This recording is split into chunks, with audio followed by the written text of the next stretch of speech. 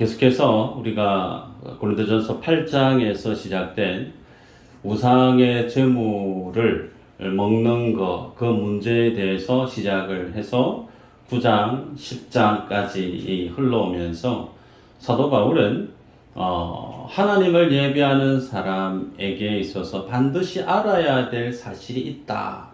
그 사실을 강조하고 있는 내용으로 우리가 말씀을 보고 있죠. 특별히 우리가 지난 시간까지 보았던 내용 중에는 하나님을 예배하는 자가 반드시 알아야 될 사실, 그것은 하나님이 우리에게 주신 구원의 은혜와 진리를 참으로 성령 안에서 자유롭게 살아야 되는데, 그 하나님의 진리와 성경의 지식이 하나님의 영광과 믿음의 공동체에 된 지체에게 적용되어져야 된다는 거였죠. 그래서 하나님을 믿는 믿음의 구체적인 지식과 그 진리가 하나님의 영광과 믿음의 공동체 지체에게 적용되어지기 위해서 성도 개개인이 하나님 앞에서 갖춰야 될, 겸비해야 될 믿음의 모습이 어떠했는지를 살폈고, 오늘은 또다시 강조하는 관점으로 사도 바울이 하나님의 자녀가 구원받았다면 구원받은 그 주의 자녀가 세상을 살아감에 있어 어떤 믿음의 자세를 주 앞에 지니고 살아야 되는지를 마치 출애굽을 했던 믿음의 조상들의 그 말씀에 대한 배경을 빗대어 강조하는 것을 보게 됩니다. 1절의 내용 우리가 보았는데요. 보면 형제들아 나는 너희가 알지 못하기를 원하지 아니하노니, 그렇게 말씀을 해요. 두 번 부정어가 반복되죠. 부정어가 두 번 반복된다는 것은 강한 긍정이죠. 강한 긍정이 아니면 반드시 알아야 된다라고 하는 말을 강조하고 있죠. 그래서 고린도 교회 성도들에게 사도 바울이 너희들이 하나님을 예배하는 주의 백성이면 반드시 알아야 된다. 힘주어 강조하고 있는 그 내용이 무엇인지를 보면서 주님 앞에 동일하게 내가 주 앞에 반드시 알아야 될 그 믿음의 모습이 어떠함을 확인하고 점검하는 시간이 되기를 주 이름으로 축복합니다. 본문의 말씀을 구체적으로 보기에 앞서 선행적으로 우리가 하나님 앞에 정립해야 될 말씀이 있어요. 여러분, 우리가 신앙생활을 할 때 때로는 강조해야 되고 점검하게 되는 것이 구원의 확신과 관련된 내용이라 할 수 있죠. 새가족 훈련을 받으신 분은 구원의 확신과 관련된 내용을 세세하게 접할 수 있는 기회가 있었고, 또 확신반을 거쳤던 분도 그와 같은 시간을 가질 수 있었을 겁니다. 아직까지 확신반에 대해서 경험이 없으신 분들은 다음에 개설이 될 때 구원의 확신과 관련된 내용이 어떠함을 여러분이 꼭 숙지하고 여러분의 신앙의 구심점으로 잘 삼기를 바랍니다. 자, 그러면 믿음과 구원의 관계가 참으로 중요한데, 거두절미하고 그러면 내가 하나님을 예배하고 내가 하나님을 믿음으로 내가 구원받았다라고 하는 그 구원의 확신에 대한 근거, 그 근거는 과연 어디에 있을까? 예를 들어서 내가 성경을 수십 독했다. 내가 교회 전도하는 일에 많은 사람을 전도했고, 교회 생활하고 있는 많은 행사, 봉사에 내가 열심히 노력했고, 전도와 선교와 교회 예배당 건축하는 그 일에 어느 누구보다 내가 열심히 헌신했다라고 하는 소위 종교 행위로 인해서 내가 하나님 앞에 구원받았다라고 말할 수 있을까? 그러지 않죠. 우리가 내가 예수님을 믿어서 구원받았다라고 하는 그 구원의 확신에 대한 근거는 딱 하나입니다. 그게 뭐냐면 예수 그리스도가 어떤 분인가에 대해서 아는 거예요. 다시 말씀합니다. 내가 예수님을 믿고 내가 구원받았다라고 하는 그 구원의 확신의 근거, 그것은 예수 그리스도가 어떤 분인가에 대해서 아는 데 있다 그랬어요.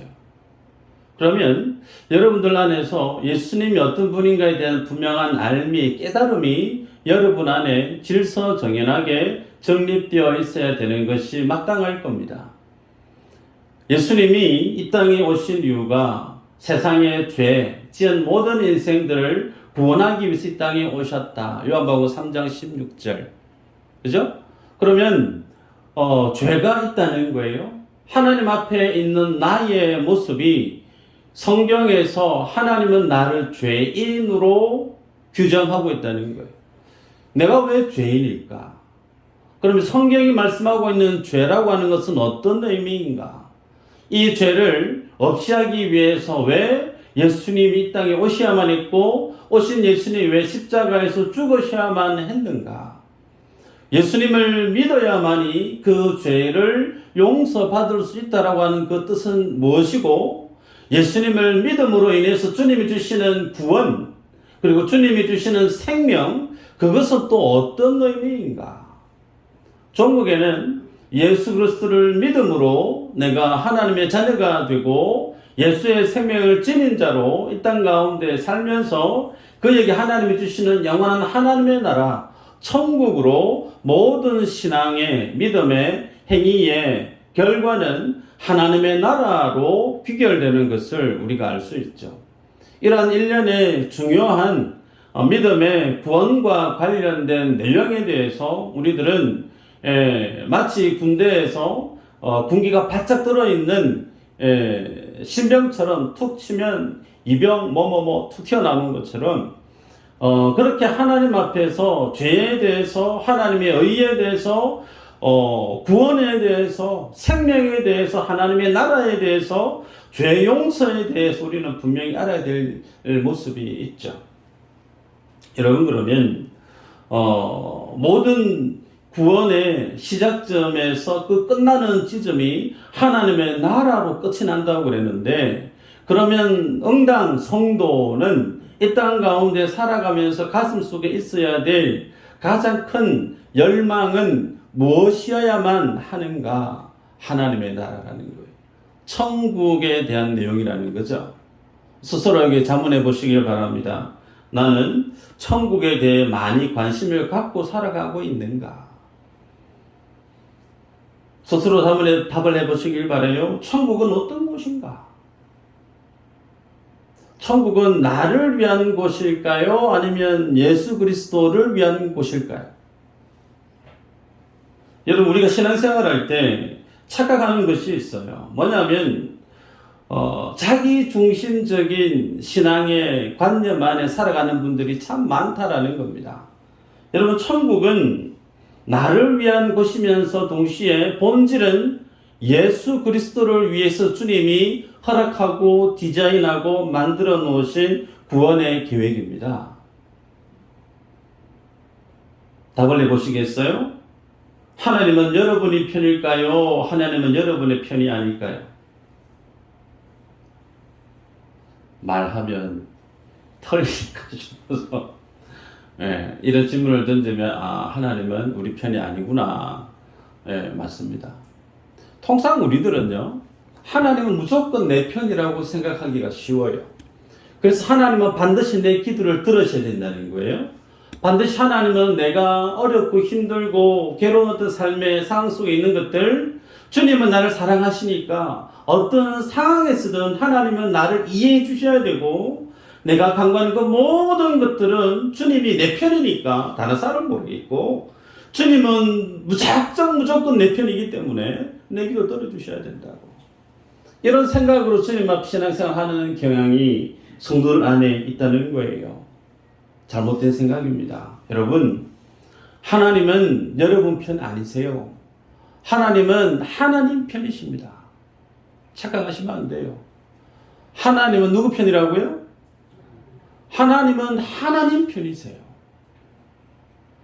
그 말의 의미는 하나님은 나를 하나님 편으로 만들어 가신다라는 거예요. 내가 서 있는 내 중심을 잡고 있는 내 삶의 위치에서 하나님을 내 편으로 끌어당겨서 내 삶에 무언가를 읽어내려고 하는 것이 아니고, 하나님은 하나님으로 존재해 계십니다. 하나님은 왕으로 계시고 하나님은 주인으로 서 계세요. 그 하나님의 자리는 절대 흔들리지 않습니다.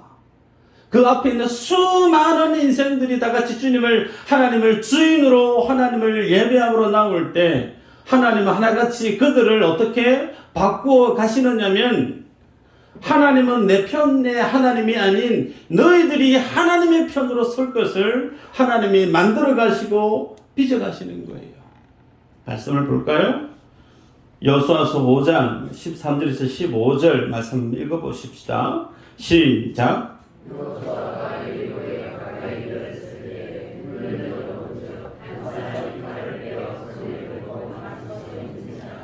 여호수아가 나아가서 그에게 묻되 너는 우리를 위하느냐 우리의 적들을 위하느냐 하니 그가 이르되 아니라 나는 여호와의 군대 대장으로 지금 왔느니라 하는지라 얼굴을 땅에 대고 엎드려 절하고 그에게 이르되 내 주여 종에게 무슨 말씀을 하려 하시나이까 여호와의 군대 대장이 여호수아에게 이르되 내 발에서 신을 벗으라 네가 선 곳은 거룩하니라 하니 여호수아가 그대로 행하니라.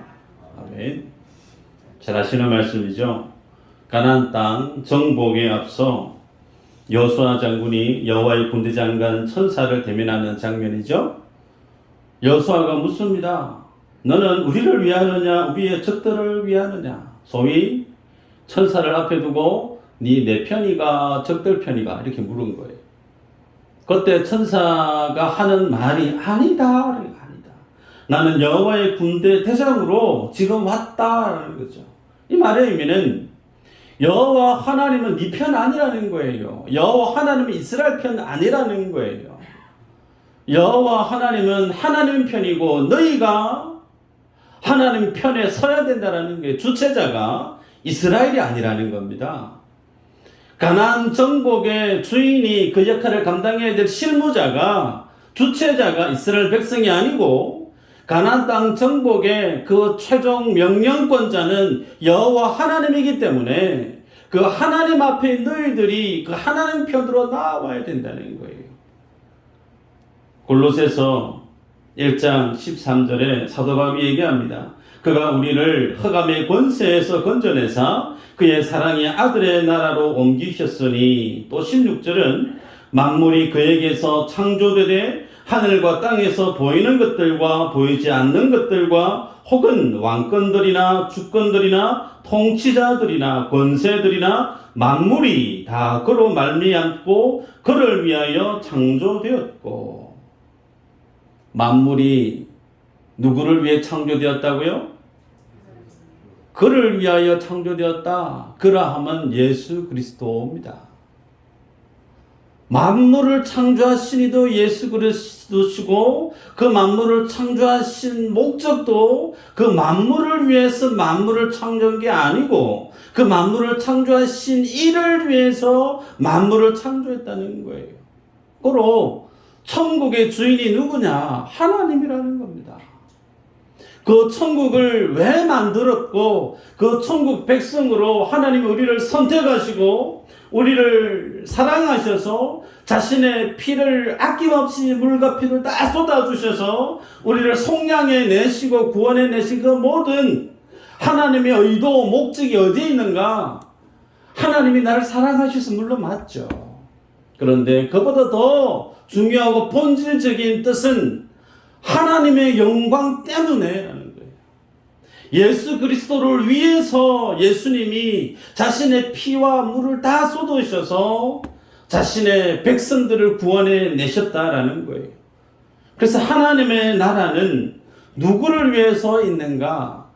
우리를 위해서 있다라기보다 예수 그리스도를 위해서 하나님의 나라를 주님이 만드셨다. 그렇게 여러분이 보셔야 되는 거예요. 서론에 이 말씀을 드리는 이유가 우리의 신앙의 중심이 나 중심에서 믿음의 삶을 살아가게 되어지면 결국은 오늘 읽었던 본문의 내용을 우리는 감당할 수가 없고 이해할 수가 없다는 거예요. 여러분, 천국은 예수 그리스도를 위해서 주님이 만드셨다라는 거죠. 그러기에 여러분, 우리가 이 사실을 기억할 때 우리의 관심이 우리의 신앙의 첫 단추가 이 질문에서 출발하지 않으면 우리는 아주 큰 신앙의 믿음에 실수를 범할 수밖에 없어요. 이 믿음의 첫 출발을 제대로 해야만이 이 믿음의 자리에 서 있는 성도는 반드시 어떤 생각으로 살아가느냐면, 하나님이 나의 주인 되셔서, 하나님이 나의 전부 되셔서, 그 주님이 모든 하나님의 나라의 주인이시기에 그 하나님을 기뻐하는 일을 위해서 내가 뭘 해야 될까? 내가 어떻게 살아야 될까? 이 믿음의 생각으로 믿음의 삶을 산다는 거예요. 그런데 이 믿음의 출발점이 첫 단추를 제대로 끼우지 않으면 교회에 오셔서 많은 일을 감당합니다. 주일학교 교사로부터 식사, 봉사, 전도 혹은 선교 많은 일을 감당하면서 숨가쁘게 다른 날들보다 더 피곤할 정도로 주일날 교회 와서 충성하고 봉사함에도 불구하고 그 마음 중심에 뭐가 자리에 있느냐면, 내가 이렇게 주님을 위해서 열심히 봉사하고 충성하니까 하나님께로부터 내가 뭘 받을 수 있을까? 하나님께로부터 떨어지는 떡고물이 어떤 것이 있을까? 내가 이게 필요한데 저게 필요한데. 여러분, 신앙생활은 하나님 앞에 딜하러 오는 게 아니에요. 하나님과 거래하러 오는 게 아니란 말입니다. 믿음의 첫 단추를 제대로 끼지 않으면 우리는 늘 나 중심의 잘못된 신앙관을 살아가는 잘못된 믿음의 걸음을 걷게 되어진다는 거죠. 자, 서론을 이렇게 얘기했으면 이제 아마 어느 정도 이해는 하셨으리라 생각을 들고 본문으로 들어가 볼까요? 사도 바울이 반드시 너희들이 알았으면 좋겠다라고 했던 그 내용이 어떤 것인가? 2절부터 우리가 읽었던 4절까지의 내용은 이스라엘 백성들이 출애굽을 했던 내용을 배경으로 말씀을 하죠. 조상들이 신령한 음식을 먹었고 신령한 음료를 마셨고 신령하게 홍해에서 세례를 받았다라고 얘기를 합니다. 그러면서 반복되어지는 문구가 눈에 쑥 들어오는 게 다라고 하는 표현과 함께 신령하다라고 하는 표현이 같이 등장하는 것을 여러분이 보실 수 있을 거예요. 자, 모두가 다 같이 신령한 음료와 음식과 세례를 먹고 마셨는데 결국 그러면 그들이 어떻게 되었다라고 말하고 있는가? 5절에서 6절까지 내용을 보면 그 모든 이들이 다 그렇게 신령한 음료와 음식을 먹고 세례를 받았지만 다 하나같이 광야에서 멸망받아 죽었다라는 거예요. 그리고 그 멸망을 받아 죽었던 그 모든 다수를, 많은 사람들을 하나님이 기뻐하지 아니했다라고 주님이 기록하고 있습니다.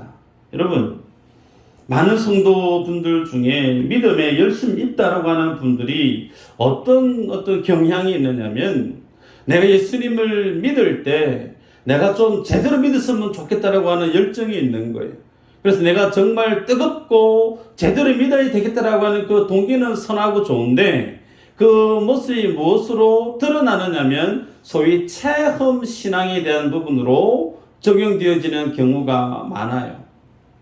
여러분, 구약에 오늘 본문에 있는 이스라엘 백성들, 그들이 체험했던 신앙이 적은 것일까요? 아니요. 예수님 이 땅에 오신 이후로 많은 인생들이 살았지만 오늘 우리가 읽었던 본문 가운데 출애굽을 경험했던 이스라엘 백성들의 조상들이 경험했던 그런 신비한 체험, 놀라운 영적인 체험, 이것보다 더 뛰어난 것을 체험할 수 있는 인생이 있을까? 없습니다. 그 가운데 내가 기도 응답을 받았고 놀라운 체험을 했고 방언의 어떤 신유의 연사를 많은 것을 내가 경험했다고 손치더라도 그 모든 체험에 대한 무게의 내용을 오늘 본문 이스라엘 백성들이 출애굽을 했던 내용과 비교해 보면 비교할 수 없을 거예요. 여러분, 그런데 이것이 오늘 우리에게 무엇을 던져주고 있는가? 6절 한번 읽어볼까요? 6절 시작.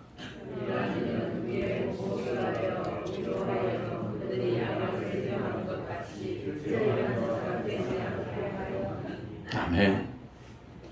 하나님께서 놀랍도록 이스라엘 백성들이 홍해를 건넜고 심지어 홍해를 건넜던 그 행위를 2절에서는 사도 바울이 모든 민족의 세례를 받았다라고 얘기하고 있어요. 그리고 20세 이상의 남자 장정만 60만 명이었으니까 가족 단위로 계산을 해보면 대략 200만 명이 넘어요. 그 200만 명이 뜨거운 광야를 거닐고 있는데 얼마나 갈증이 나겠어요? 그들만 있나요? 가축들도 있지 않습니까? 양도 있고 송아지도 있고. 그들이 타는 갈증을 어떻게 채웠죠? 반석에서 나는 그 물을 마시고 그들이 그 모든 갈증을 무려 40년 가까이 광야에서 살았다고 했는데 그 물이 어느 정도의 양이면 충분할까요? 어마어마하지 않겠습니까? 그렇게 신비한 놀라운 체험들을 많이 하고 살았던 그들에 대해서 하나님이 주시는 그들에 대한 평가는 6절에 그들이 악을 즐겨한 것 같이 즐겨하는 자가 되지 않게 하려 한다. 출애굽을 냈던 이스라엘 백성들 그들을 하나님이 무엇으로 규정하고 있느냐 하면 그들 참 악하다. 악으로 주님이 규정하고 있다는 사실입니다. 여러분 이 사실을 볼 때 마땅히 우리들은 두려워하고 놀라워해야 될 것이 맞죠. 왜 그렇습니까? 이스라엘 백성들 1세대들이 다 광야에서 죽어나갔을 때 여러분 그들이 하나님을 몰랐나요? 아니에요. 하나님 알아요. 그들이 신비한 놀라운 체험이 부족했나요? 아닙니다. 상상하고 더 하고 싶어도 할 수 없을 정도의 최고의 신령한 음료와 음식을 기적을 체험했던 들이 1세대들 아닙니까? 심지어 모두가 다 홍해 바다에서 민족 전체가 세례를 받았다라고 얘기하지 않아요. 여러분 세례의 의미가 가장 중요한 것이 뭐라고요? 예수 그리스도와의 연합의 의미라고 그랬습니다.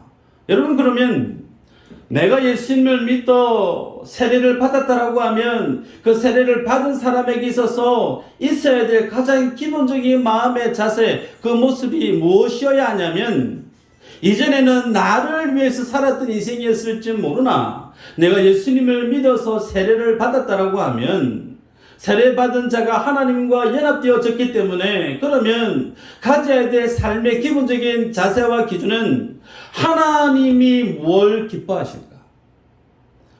오늘 나의 시간과 상황과 환경 속에 하나님이 내게 뭘 원하실까? 하나님의 뜻이 무엇일까에 대한 생각으로 하나님 중심의 삶을 살아야 되는 것이 소위 세례 안에 세례를 경험한 자들 속에 있어야 될 마음의 자세라는 거예요. 그런데 그렇게 세례를 받았던 이스라엘 백성들이 하나같이 광야에서 다 죽어나갔던 이유가 어디에 있느냐면 세례를 받았음에도 불구하고 그 삶의 중심이 하나님 중심이 아니고 여전히 자기 중심이었다는 거예요.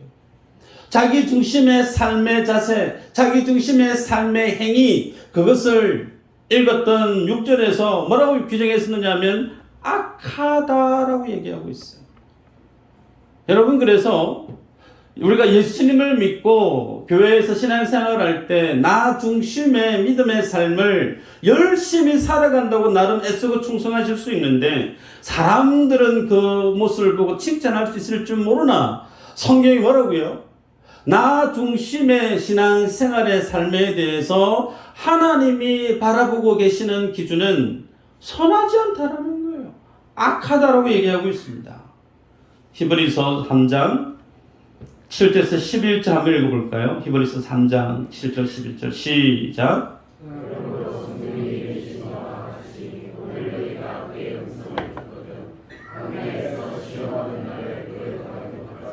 너희 마음을 완고하게 하지 말라.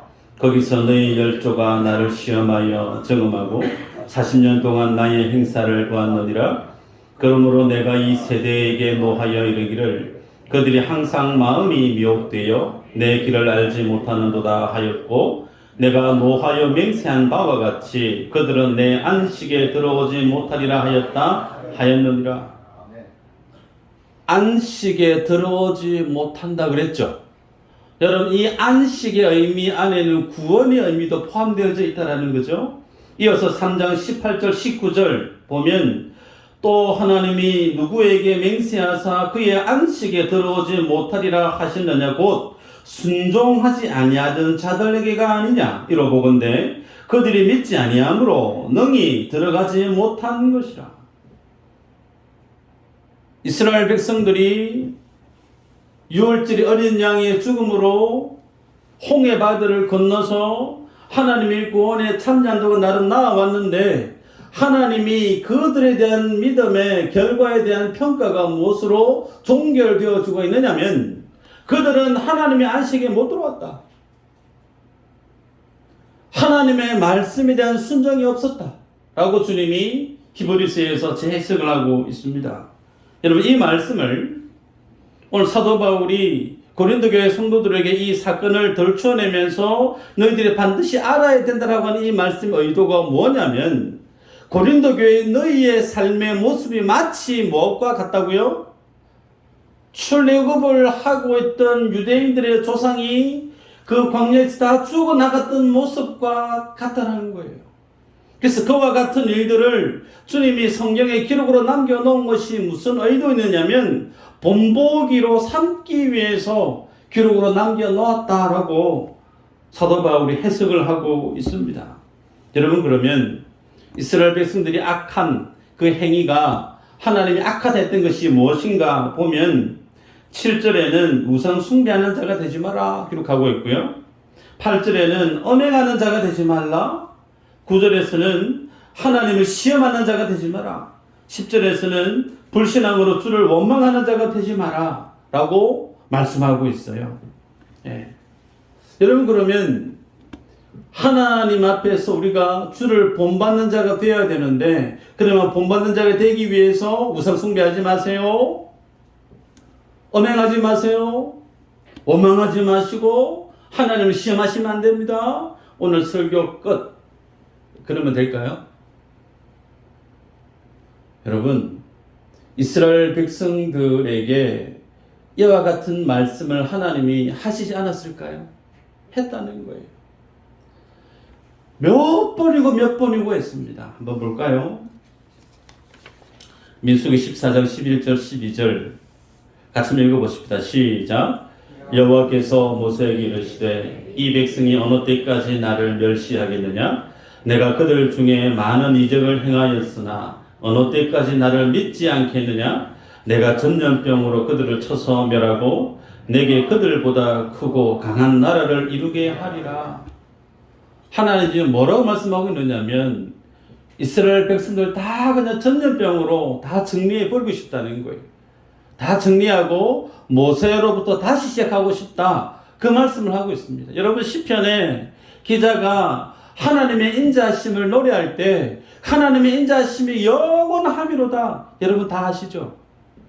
하나님이 인자하심, 하나님이 헤세드가 어느 정도인지 영원하다 말씀하고 있는데 그 영원한 하나님의 인자를 바닥을 보이게 했던 이들이 누구였냐면 이스라엘 백성들이에요. 하나님이 그들을 광야 땅에서 다 죽게 했던 그 의도가 한두 번 얘기를 했는데 그들이 잘 안 들어서가 아니라는 겁니다. 수없이 주님이 그들에게 기회를 주고 말씀을 주고 징계를 하고 권면을 하고 그럼에도 불구하고 결국 뭐라는 거예요? 결국은 다 죽었다라는 겁니다. 하나님의 인자가 아예 그냥 바닥이 나와버렸다라는 거예요. 여러분, 이 사실이 우리에게 뭘 제시하고 있는가? 우리가 예수 그리스도를 믿어서 구원을 얻었다라고 하면 구원받은 내가 성경을 바라볼 때 오늘 이 고린도 교회 성도들에게 사도 바울이 제시하고 있는 이 출애굽의 이 스토리에 대한 이 말씀은 마치 말세 때에 너희를 위해서 기록된 말씀이라고 바울이 소개하고 있는 것처럼 오늘 우리들도 말세 때에 살아가고 있는 동일한 세대의 하나님의 백성이라는 거예요. 이 성경에 기록되어졌던 초대교회 성도들에게만 말세 시대에 살아가고 있는 자들이 아니고 오늘 우리들도 동일하게 이 말세라고 하는 하나님의 이 마지막의 시간대에 같이 살아가고 있는 우리들이란 말이죠. 그러면 사도 바울이 지금 고린도 교회 성도들에게 제시하고 있는 이 메시지는 동일하게 우리에게 나에게 적용되어져도 전혀 무방한 하나님의 동일한 무게의 말씀임을 인정하셔야 돼요. 여러분, 그래서 내가 예수님을 믿고 구원받은 하나님의 자녀로 이 땅 가운데 살아갈 때 우리에게는 무엇이 있느냐면 반드시 하나님의 구원받은 자의 삶의 모습으로 자녀다운 그 삶을 살아내야 될 책무가 있다는 거예요. 여기에서 한 분도 예외일 수가 없습니다. 그런데 우리 안에 어떤 사들이 있는가? 12절 말씀 볼까요? 12절 시작. 그런즉 선줄로 생각하는 자는 넘어질까 조심하라. 선줄로 생각하는 자는 넘어질까 조심하라. 잘 아시는 말씀이죠. 소위 예를 들면 그래요. 야, 성경 많이 안다. 교회 생활하는 모든 훈련 프로그램 내 진짜 많이 경험해 다 안다. 전도도 해봤고 양육 훈련 프로그램도 해봤고 성경 내가 얼마나 많이 읽은 줄 아나? 금식기도 내가 열심히 했다.